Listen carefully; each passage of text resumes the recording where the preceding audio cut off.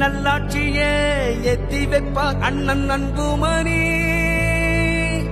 பாட்டாளிங்க வாழ்க்கை மர சமூக நீதி பணி ஒண்ணு ஒன்னா செய்ய வர அண்ணன் அன்புமணி.